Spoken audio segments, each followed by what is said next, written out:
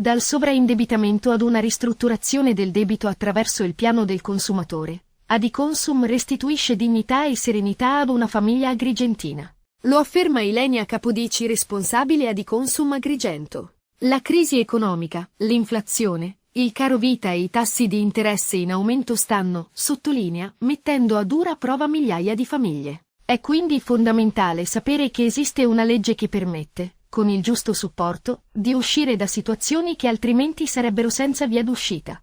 L'allarme è sempre più acceso. Le famiglie italiane sono sempre più indebitate e a rischio di povertà.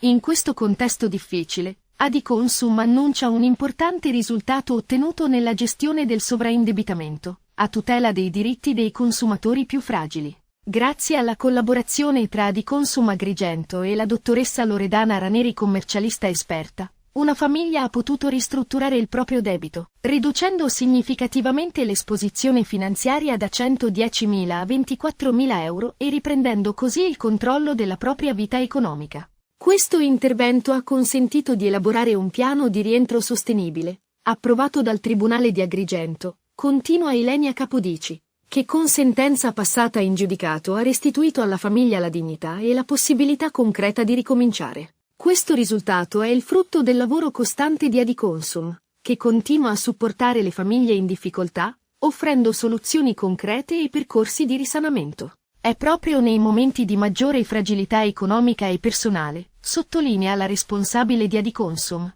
che il cittadino deve trovare risposte chiare, strumenti concreti e supporto professionale. Il sovraindebitamento è una piaga sociale che richiede risposte immediate e concrete. Siamo orgogliosi, conclude Ilenia Capodici, di poter aiutare le famiglie a superare questa emergenza e lavoreremo sempre più per promuovere la cultura del consumo responsabile e la tutela dei diritti dei consumatori. Adiconsum, che da sempre si batte per la difesa dei cittadini, consumatori ed utenti, continua il proprio impegno nell'informazione, nella prevenzione del sovraindebitamento e nella gestione delle crisi familiari e personali, causate dall'eccessivo carico finanziario.